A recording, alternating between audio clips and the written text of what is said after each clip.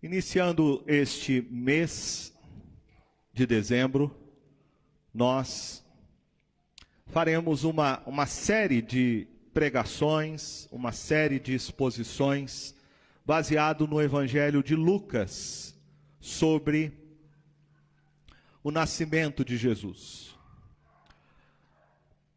Nós vamos fazer uma série de 5 exposições no Evangelho de Lucas, desde o capítulo 1 até o capítulo 2, no verso 35. Hoje nós vamos tratar sobre a anunciação feita a Zacarias sobre o nascimento de João Batista. No próximo domingo nós vamos examinar a anunciação que é feita a Maria sobre o nascimento de Jesus. Posteriormente, no outro domingo, veremos sobre o cântico de Maria. A resposta dela de louvor a Deus por saber que daria a luz a Jesus, o nosso Salvador. No dia 24, antecedendo a celebração do Natal, nós vamos falar sobre o nascimento de Jesus, no capítulo 2, verso 1 ao verso 20, e posteriormente, no domingo, dia 27, nós vamos falar sobre quando Simão, o sacerdote, recebe Jesus nos seus braços e vê a salvação tão aguardada pelo povo de Israel. Então hoje nós vamos iniciar essa série de exposições no texto de Lucas capítulo 1, do verso de número 8 até o verso de número 23. Acompanhe aí na sua Bíblia a leitura da palavra de Deus. Lucas capítulo 1, do verso 8 ao verso 23. Assim diz a palavra do Senhor. Ora, aconteceu que, exercendo ele diante de Deus o sacerdócio na ordem do seu turno, coube-lhe por sorte, segundo o costume sacerdotal, entrar no santuário do Senhor para queimar o incenso. E durante esse tempo, toda a multidão do povo permanecia da parte de fora, orando. E eis que lhe apareceu um anjo do Senhor, em pé, à direita do altar do incenso.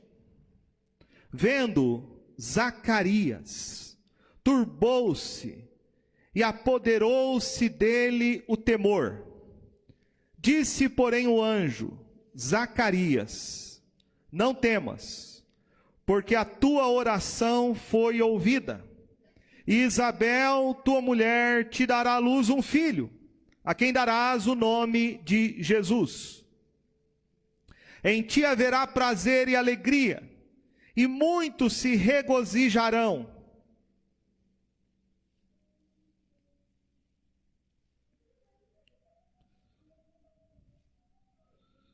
Com o seu nascimento. Pois ele será grande diante do Senhor, não beberá vinho, nem bebida forte, será cheio do Espírito Santo, já do ventre materno. E converterá muitos dos filhos de Israel ao Senhor seu Deus. E irá diante do Senhor no espírito e poder de Elias, para converter os corações dos pais aos filhos, converter os desobedientes à prudência dos justos, e habilitar para o Senhor um povo preparado. Então, perguntou Zacarias ao anjo: como saberei isto? Pois eu sou velho, e minha mulher avançada em dias. Respondeu-lhe o anjo: eu sou Gabriel, que assisto diante de Deus, e fui enviado para falar-te, trazer-te estas boas novas. Todavia, ficarás mudo e não poderás falar até o dia em que estas coisas venham a realizar-se, porquanto não acreditastes nas minhas palavras, as quais a seu tempo se cumprirão. O povo estava esperando a Zacarias, e admirava-se de que tanto se demorasse no santuário. Mas saindo ele, não lhes podia falar. Então entenderam que tiveram uma visão no santuário, e expressava-se por acenos, e permanecia mudo. Sucedeu que, terminados os dias de seu ministério, voltou para casa.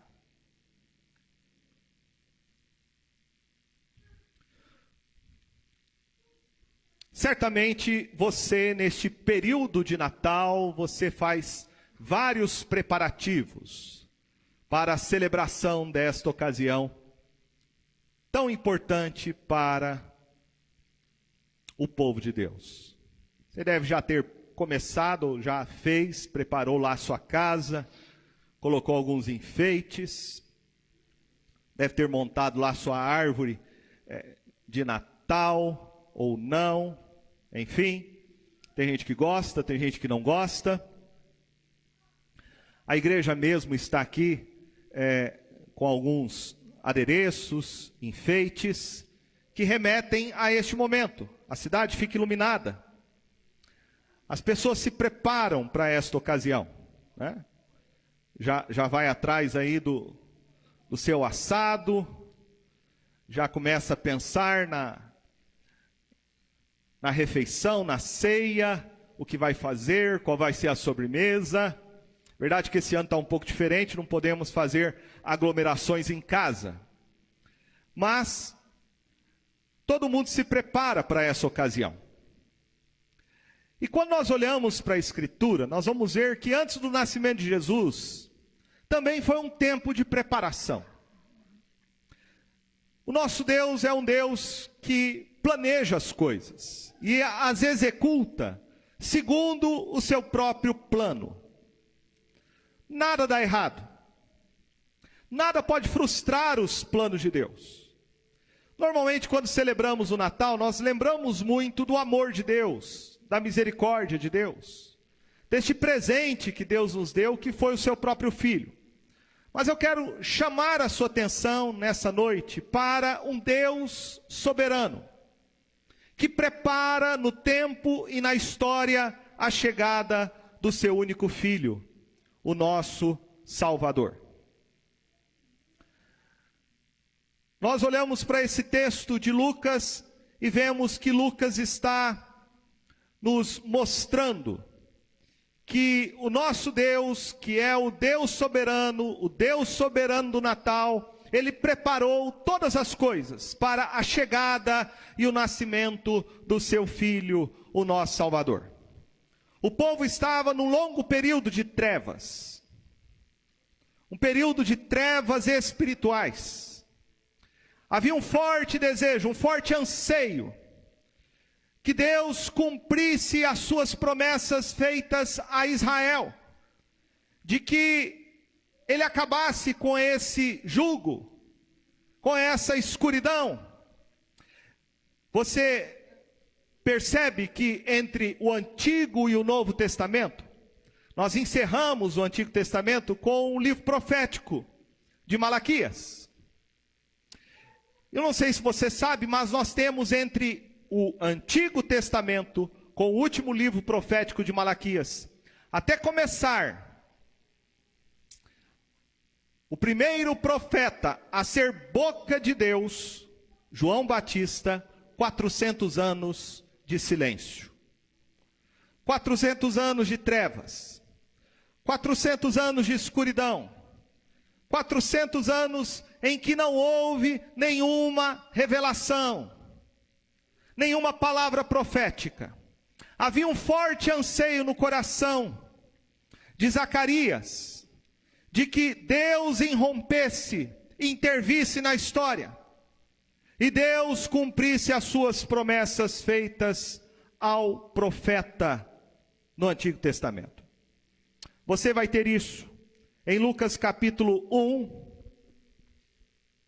você vai ver no cântico de Zacarias, ele dizendo no verso 78 e verso 79, veja aí na sua Bíblia: graças à entranhável misericórdia de nosso Deus, pela qual nos visitará o sol nascente das alturas, para alumiar os que jazem nas trevas e na sombra da morte, e dirigir os nossos pés pelo caminho da paz. Perceba que Zacarias, diante do fato de saber que Deus iria dar a ele e a sua esposa Isabel um filho, um grande profeta, João Batista, ele canta esse cântico de louvor. E provavelmente Zacarias está aqui cantando a profecia de Malaquias. Se você olhar comigo, capítulo 4 do profeta Malaquias, você vai ver no verso de número 2 o profeta dizendo: mas para vós outros que temeis o meu nome, nascerá o sol da justiça, trazendo salvação nas suas asas. Saireis e saltareis como bezerros soltos da estrebaria. O que Zacarias está cantando é nada mais do que o cumprimento desta promessa feita por Deus pelo seu último profeta no Antigo Testamento, o profeta Malaquias. A profecia dizia a respeito da vinda do Messias, da vinda do Salvador, que seria como um sol nascendo no meio das trevas, rompendo as trevas, como um pássaro que voa pelo ar. E este tempo seria um tempo de alegria, comparado ao momento em que o bezerro é solto da estrebaria. Momento de júbilo. Enfim, Deus traria a sua salvação ao seu povo, cumpriria a sua promessa. O sol da justiça, Cristo Jesus, surgiria após 4 séculos sombrios, 4 séculos de silêncio profético. Quando olhamos então para o registro de Lucas, escrevendo para o seu amigo Teófilo, Lucas registra historicamente essa preparação e esse cumprimento profético a respeito da chegada do Messias, do Salvador. Eu quero chamar a sua atenção para nós olharmos para esse texto e nós vermos esta preparação, esse Deus que é soberano, que dirige os eventos e as contingências da vida para o cumprimento da sua promessa. Primeira coisa que eu quero chamar a sua atenção e destacar nesse texto é a preparação política, cultural e espiritual para a chegada de Jesus. Você vê Lucas dizendo no verso de número 5: nos dias de Herodes, rei da Judéia, houve um sacerdote chamado Zacarias, do turno de Abias. Sua mulher era das filhas de Arão e se chamava Isabel. Veja que Lucas aqui registra com precisão o que esse Deus soberano planejou em detalhes para a chegada de Jesus. A primeira coisa que ele diz é que Jesus veio nos dias do rei Herodes, Herodes o Grande. Herodes que era rei da Judéia.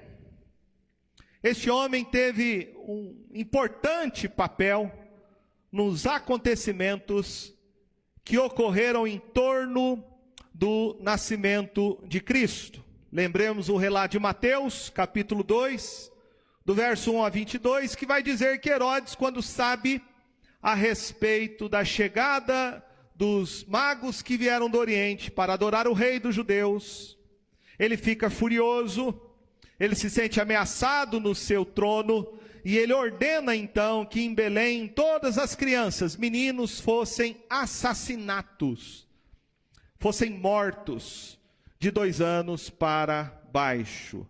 É nesta ocasião que Deus revela a José a respeito disso por meio de sonho, e José foge para o Egito para proteger Jesus da tirania de Herodes. E novamente, quando Herodes morre, Deus diz para José retornar à Palestina.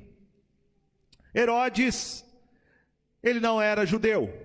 Herodes o Grande, ele era um idumeu. Idumeu era o povo descendente de Esaú. Eles eram inimigos do povo judeu.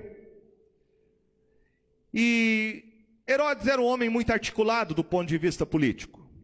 E sabendo que a sua origem lhe causava uma hostilidade por parte dos judeus, ele estrategicamente se casou com a sua esposa chamada Mariane.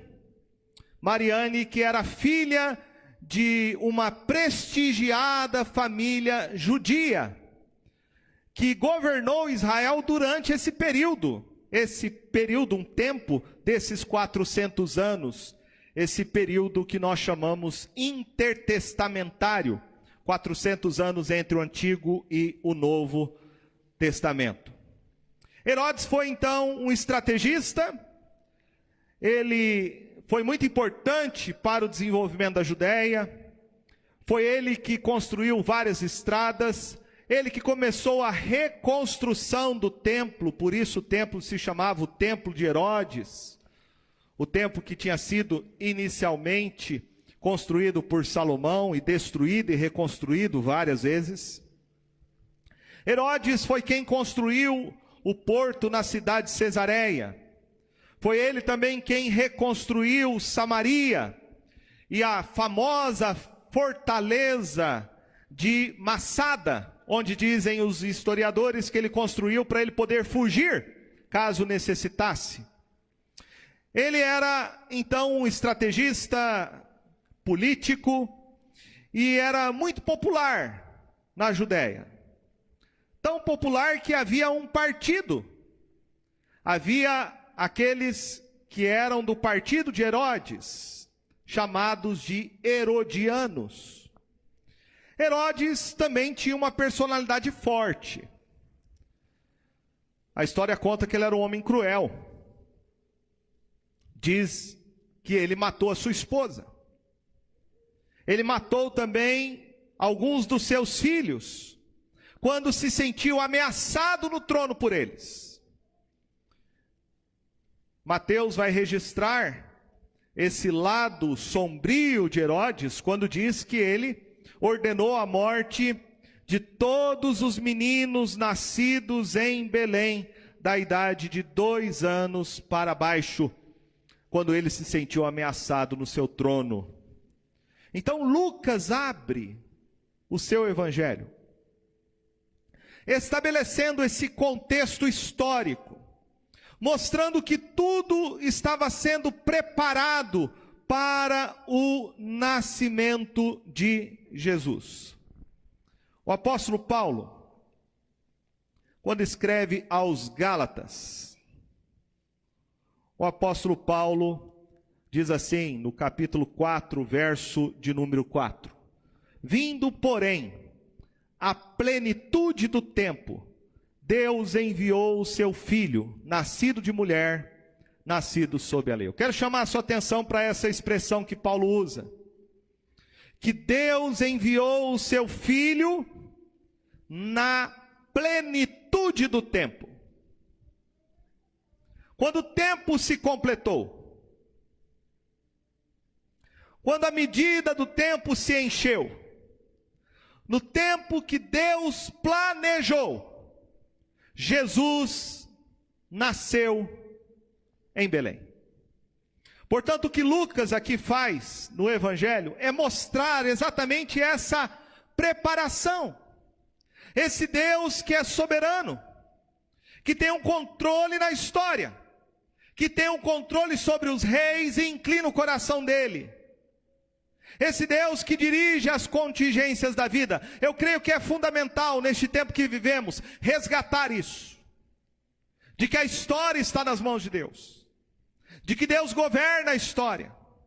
De que Deus cumpre a sua promessa.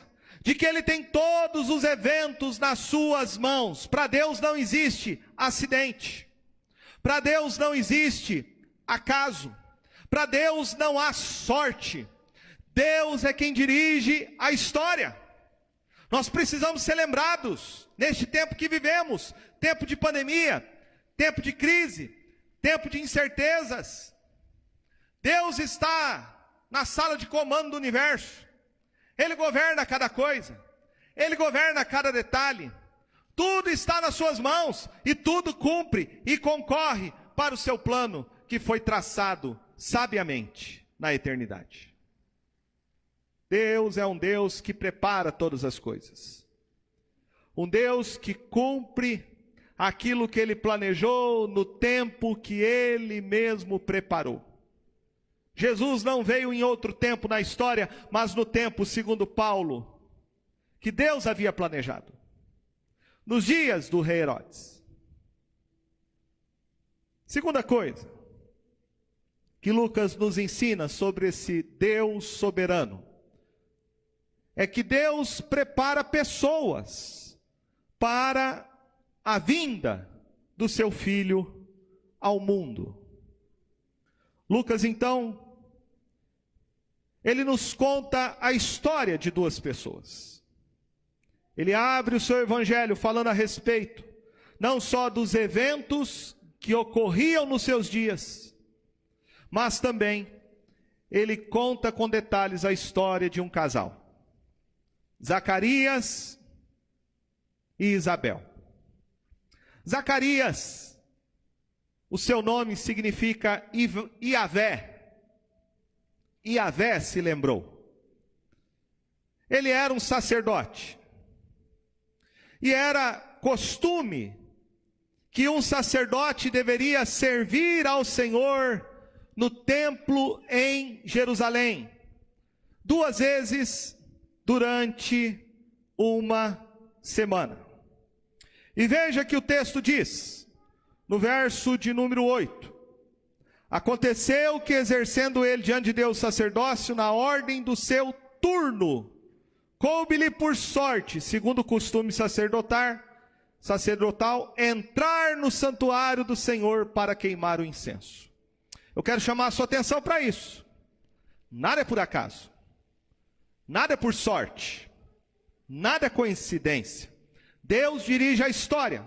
A sua mão providente está por detrás de cada acontecimento, de cada contingência, de cada situação que vivemos. É Ele quem dirige.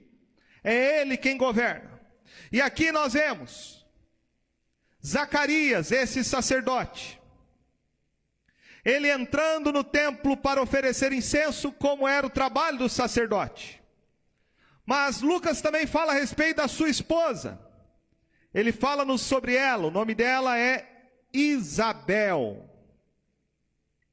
da linhagem de Arão. Isabel significa: o Senhor é o meu juramento. Ou numa tradução mais simples, Deus é fiel. Ela é uma mulher já idosa.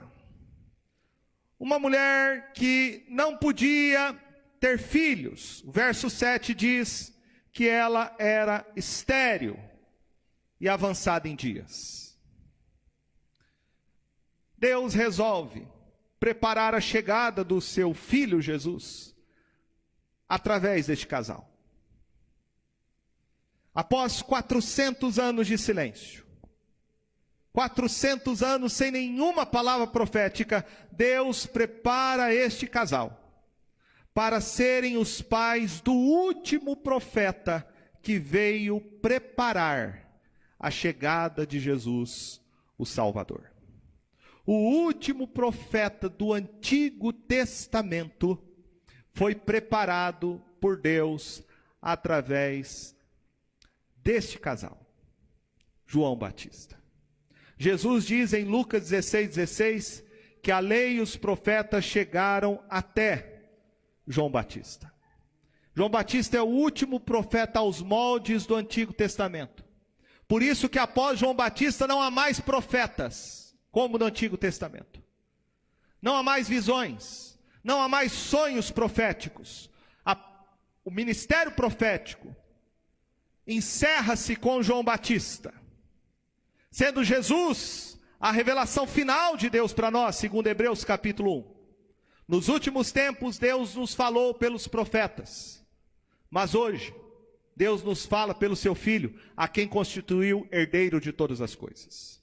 João Batista é o último profeta, e ele é levantado por Deus para preparar o caminho, a chegada do Senhor Jesus. Nós podemos perguntar, por que será que Lucas narra a história do nascimento de Cristo Jesus com a história do precursor dele, que é João Batista? Por algumas razões. Primeiro, Lucas está aqui conectando o Antigo Testamento com o Novo Testamento. O que Lucas aqui quer nos ensinar é que tanto o Antigo quanto o Novo Testamento formam uma única unidade revelacional. Não existem duas religiões. Não existem duas maneiras diferentes de salvação. Não existe o tempo da lei e o tempo da graça. Existe uma única maneira de salvação. A Bíblia é uma revelação única, progressiva. Ela começa no Antigo Testamento e ela termina no Novo Testamento. No Antigo Testamento nós temos a promessa do Salvador, a promessa do Messias. E o Novo Testamento é o cumprimento dessa promessa, mostrando que essa promessa foi enviada ao mundo e ela está em Jesus, o nosso Messias, o nosso Rei, o nosso Salvador. Portanto, Lucas, ao conectar a história de João Batista no início do seu livro, ele está conectando com a continuidade da revelação progressiva da Escritura no cumprimento final que está em Jesus. Em segundo lugar, João Batista é o cumprimento da profecia do Antigo Testamento.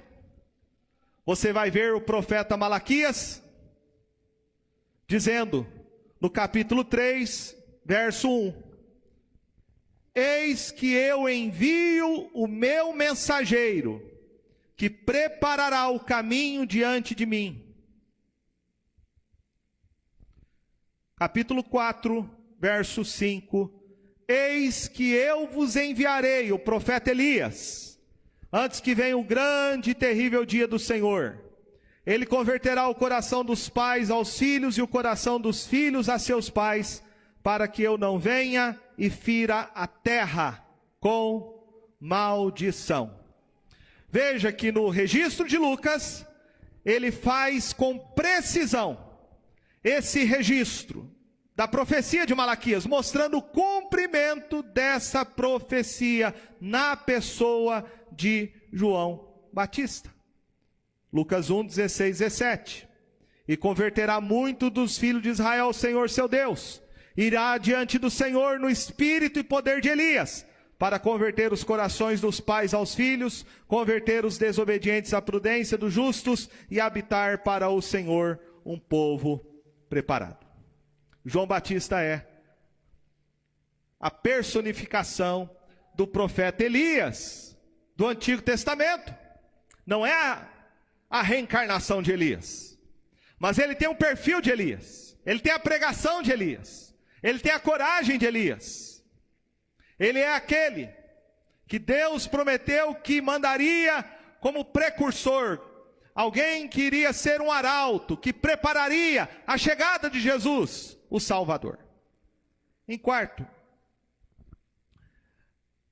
Em terceiro lugar, foi através de João Batista que o silêncio de 400 anos então foi quebrado.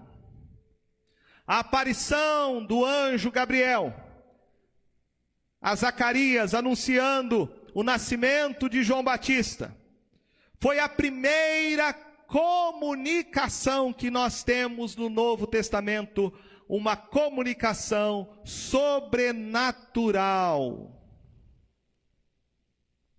registrado após este longo período de 400 anos entre dois testamentos.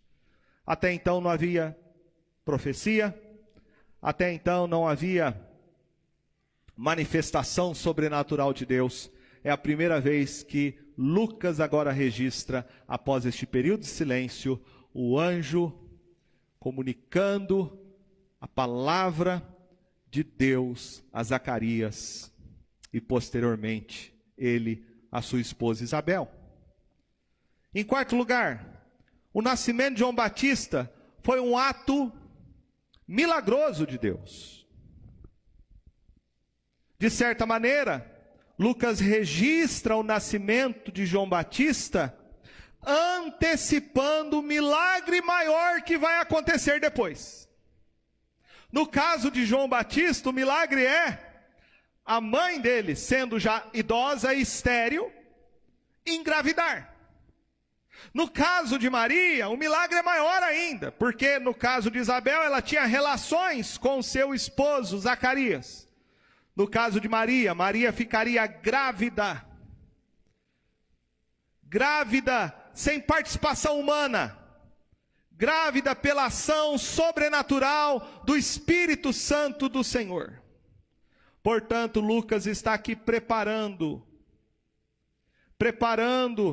o milagre do nascimento de João Batista para um milagre maior, que é o nascimento de Jesus através de uma mulher virgem. E quinto e último lugar, o mais importante, a história de João Batista é a história do maior e último profeta, que veio para preparar o caminho de Jesus. Em João capítulo 1, João Batista diz no verso 29: No dia seguinte viu João a Jesus, que vinha para ele, e disse: Eis o Cordeiro de Deus que tira o pecado do mundo. É este a favor de quem eu disse: após mim vem um varão que tem a primazia, porque já existia antes de mim. Eu mesmo não o conhecia, mas a fim de que ele fosse manifestado a Israel, vim por isso batizando com água. E João testemunhou dizendo: Vi o Espírito descer do céu como pomba e pousar sobre ele.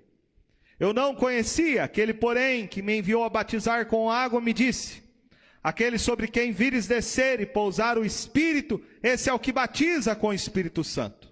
Pois eu de fato vi e tenho testificado que ele é o Filho de Deus. Este é o papel mais importante de João Batista. É apontar Jesus como Filho de Deus. É apontar Jesus como cumprimento da promessa de Deus. Ele é o Salvador. Ele é o Cristo prometido. Este foi o ministério de João Batista. Ele não era a luz, mas ele veio para apontar a verdadeira luz. Lucas então registra que Deus usou este casal humilde, Zacarias e Isabel. Este casal limitado, Zacarias é um homem que, ao receber a notícia de que a sua esposa ficaria grávida de João Batista, ele responde com incredulidade. Por isso ele fica mudo. Ele é incrédulo.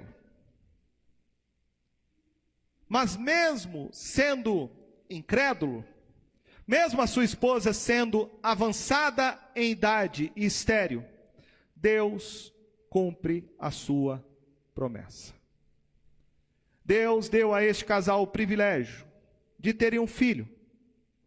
Um filho que veio a se tornar o maior profeta, porque ele veio ser o precursor do nosso Salvador.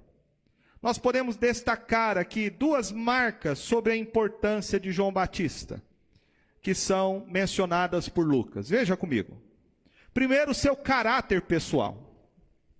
Lucas diz no verso de número 15: pois ele será grande diante do Senhor, não beberá vinho nem bebida forte, será cheio do Espírito Santo já do ventre materno. Primeira coisa que Lucas aqui destaca é a grandeza de João Batista. Jesus mesmo disse que nunca houve ninguém nascido de mulher maior que João Batista, segundo está em Lucas 7:28. Ele foi maior do que Enoque, que andou com Deus, maior do que Noé, que construiu a arca, maior do que o sacerdote Melquisedeque, maior do que Abraão, pai da fé, maior do que Jacó, maior do que José, maior do que o legislador Moisés, maior do que Davi, o grande rei, maior do que Salomão. João Batista foi maior do que todos os profetas, maior do que Elias, maior do que Eliseu, maior do que Isaías, Jeremias, Ezequiel, Daniel. João Batista é o grande profeta. Diz o texto que ele é grande profeta diante do Senhor. Ele tinha aprovação de Deus, não aprovação dos homens. Ele foi um profeta levantado por Deus após este longo período de silêncio. A grandeza de João Batista é o fato dele ser o precursor de Jesus, preparar o caminho do Salvador. E Lucas aqui destaca tanto uma qualidade externa do caráter de João Batista, derivada de uma qualidade interna, espiritual. Veja o que ele diz: ele será grande diante do Senhor, não beberá vinho nem bebida forte. Não beberá vinho nem bebida forte. Nós sabemos que no Antigo Testamento Deus dizia que quem era consagrado ao Senhor, o nazireu, não poderia beber bebida forte, nem vinho. Não sabemos se João Batista era um nazireu. Há dúvida sobre isso. O fato é que ele é um profeta. E aqui Lucas está ressaltando o caráter de João Batista, sua vida de santidade. Quando diz que ele não bebia vinho nem bebida forte, significa que ele era um homem moderado. Ele era um homem que tinha domínio próprio. Ele cultivava a temperança. Nós sabemos que ele se vestia com pele de camelo, cinto de couro, que a sua dieta era gafanhoto e mel silvestre. Essa descrição de João Batista destaca a sua vida de santidade. Era um homem que não se importava com os prazeres desta vida. Um homem que não inclinava o seu coração para as coisas seculares. Ele era alguém consagrado e dedicado única e exclusivamente para a obra do Senhor. E aqui nós vemos o que levava João Batista a ter essa moderação, a ter esse autocontrole, a ser esse homem que vivia em santidade. O texto diz que ele era um homem já desde o ventre materno, cheio do Espírito Santo de Deus. Cheio do Espírito Santo de Deus. Você vai ter Lucas registrando isso novamente quando Isabel vai visitar a sua parenta. Não sabemos se era prima Maria de Isabel ou se o fato de Isabel ser mais velha, ela fosse tia de Maria. Mas o texto diz que ela vai visitá-la. E nós vamos ver isso no verso 26, dizendo que no 6º mês foi o anjo Gabriel enviado da parte de Deus para uma cidade de Galileia chamada Nazaré. O mesmo anjo que disse para Zacarias que Isabel ficaria grávida de João Batista, esse mesmo anjo agora vai visitar Maria e falar que ela vai agora ficar grávida sobrenaturalmente do Espírito Santo. O 6º mês se refere ao 6º mês de gestação de Isabel. O texto diz no verso 36 que Isabel chegou à casa de Maria.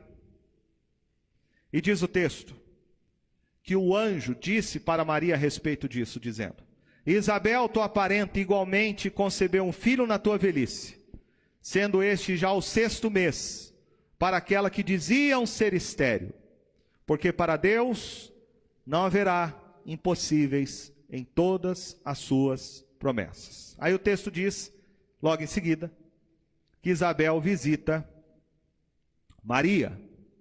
O texto diz no verso 41. Ouvindo esta saudação de Maria, a criança lhe estremeceu no ventre. Então Isabel ficou possuída do Espírito Santo e exclamou em alta voz: Bendita és tu entre as mulheres, e bendito o fruto do teu ventre. E de onde me provém que me venha visitar a mãe do meu Senhor?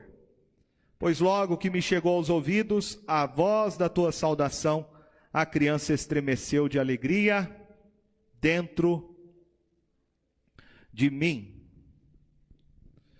Veja que quando Maria visita Isabel, João Batista, que está no ventre dela, no 6º mês, indo para o 7º, ele se alegra. Ele se alegra de saber que Maria vai contar para Isabel de que ela está grávida do Salvador, de Jesus. Ele era alguém já cheio do Espírito Santo, desde o ventre materno, já entendia, já discernia as coisas do Espírito. Porque diz Paulo que o homem natural não consegue discernir as coisas de Deus, não consegue discernir as coisas do Espírito, só aquele que tem a mente de Cristo.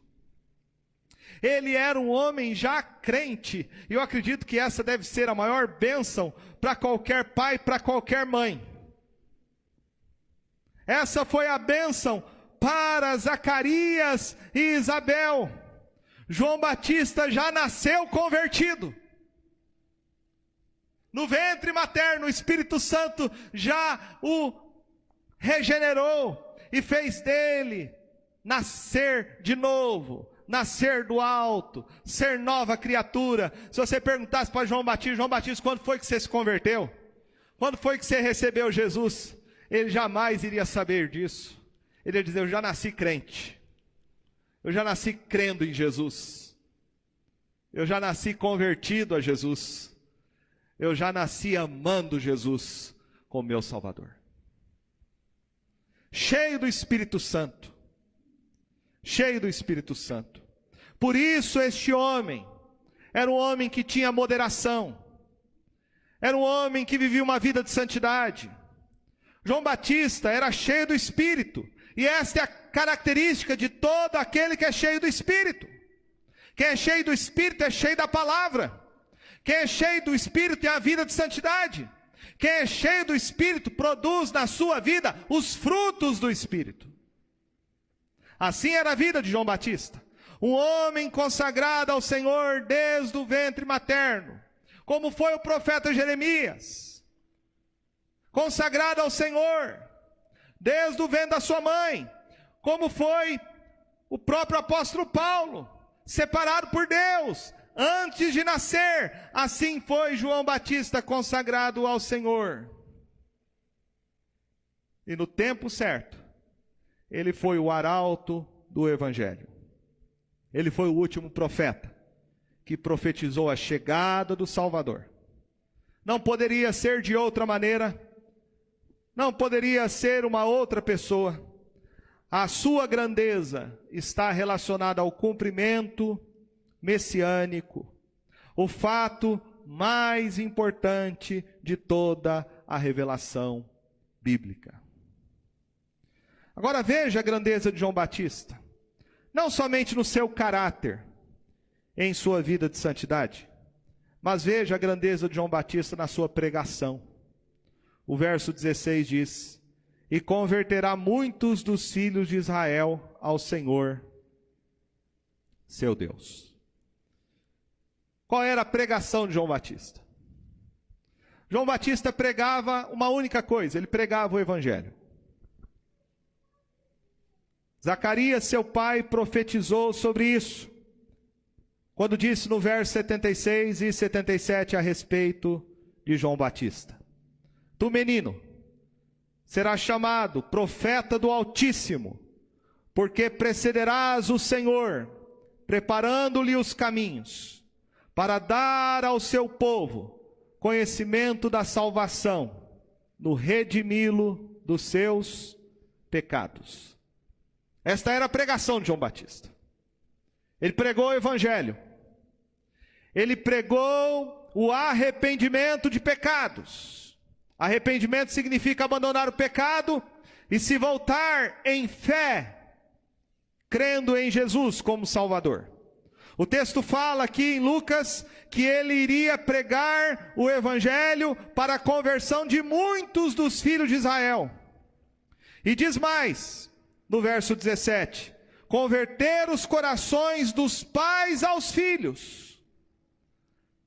A pregação de João Batista, a pregação do Evangelho, era poderosa.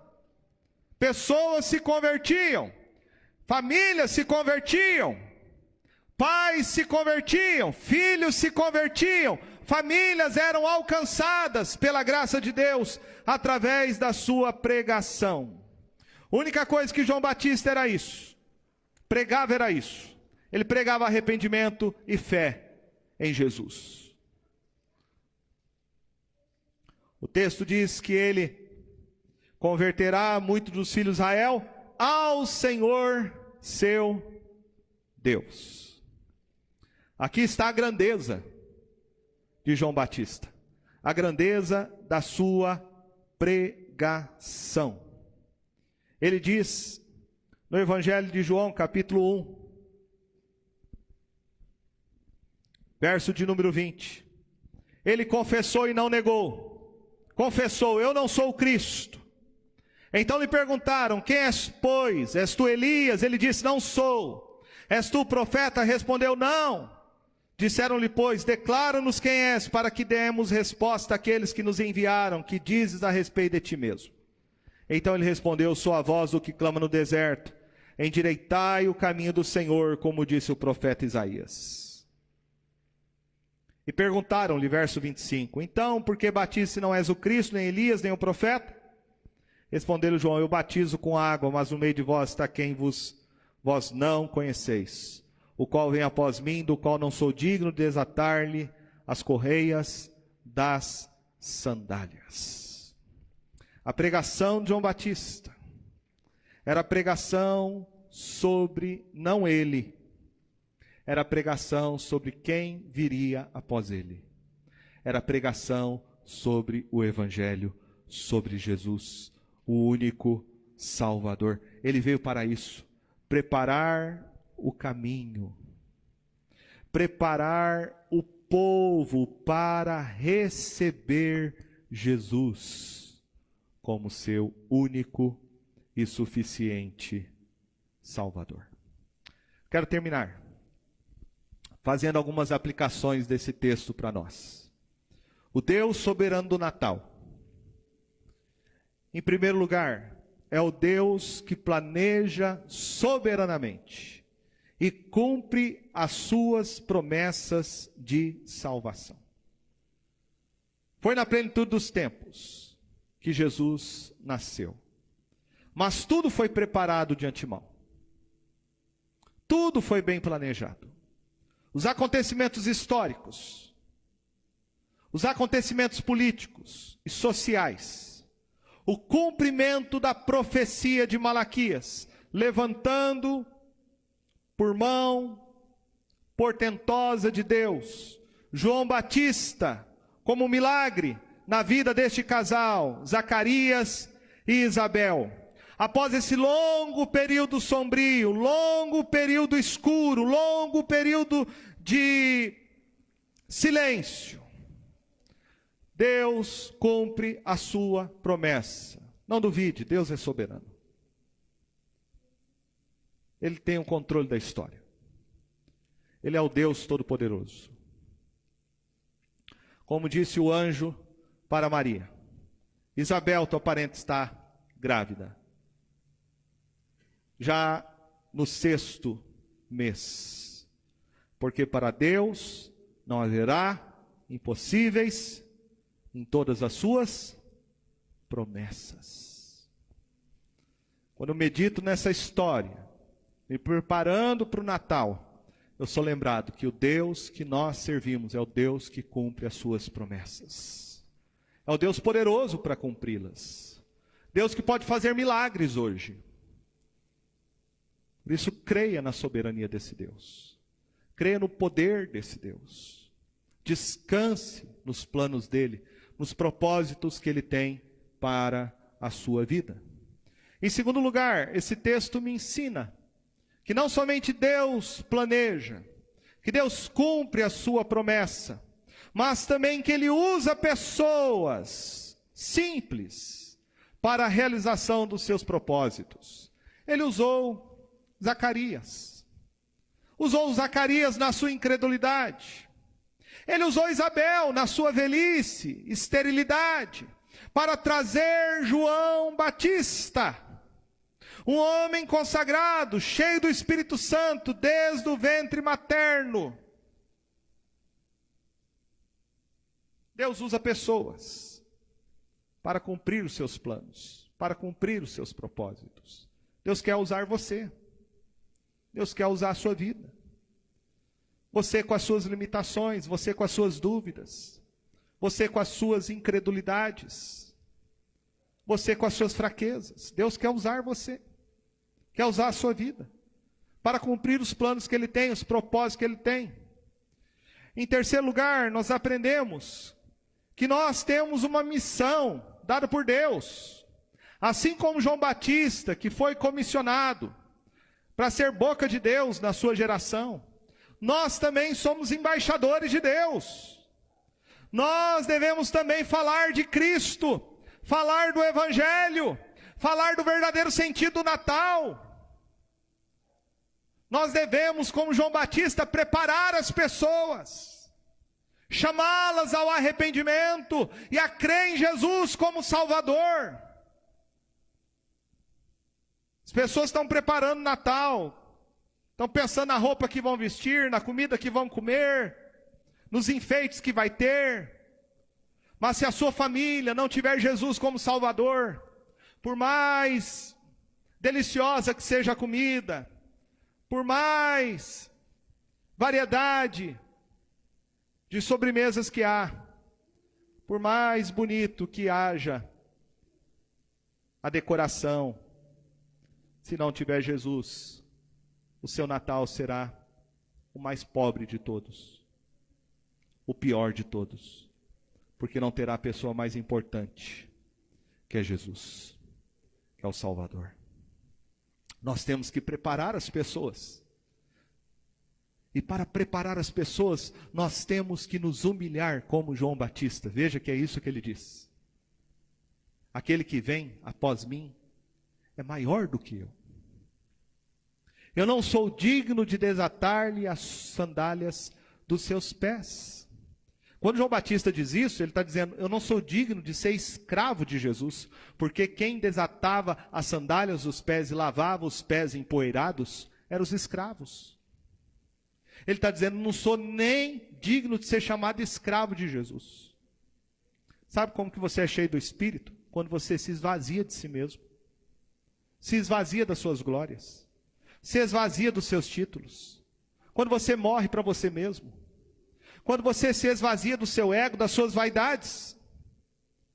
Quando você se esvazia de si mesmo, você é cheio do Espírito. Porque o Espírito não enche o coração do orgulho, da soberba, da vaidade, dos predicados humanos. O Espírito Santo enche o coração daquele que se humilha. Nós precisamos nos humilhar na presença de Deus. Precisamos nos humilhar na presença do Senhor. Você só será grande diante dos homens, pregando o Evangelho, sendo usado por Deus, quando você é humilde na presença de Deus. Quando você se ajoelha na presença de Deus. E aí Deus te levanta. Deus te usa. Você prega o Evangelho. E apesar de você ser quem você é, Deus converte corações a Cristo, a Jesus. Em último lugar, esse texto nos ensina que tudo que acontece e tudo que está sendo preparado pelo Senhor na história é única e exclusivamente não para a minha glória, a sua glória, mas para a glória de Jesus. Veja que ele preparou tudo para a chegada do seu filho. E Deus está preparando a história para a volta do seu filho. Tudo é por causa dele, por ele e para ele. A glória de Jesus. A glória de Jesus. A glória quando ele veio como Salvador. Mas a glória quando ele ainda voltará como Rei, como Senhor, Salvador do seu povo, mas juiz de todos os homens. Que nós possamos viver para a glória de Jesus. Todos os dias da nossa vida. Possa ser como a vida de João Batista, apontando não para nós. Você possa dizer no dia de hoje, importa que eu diminua e ele cresça. Que eu me esvazie para ele me encher da sua presença, para que minha vida seja para a glória dele. Amém?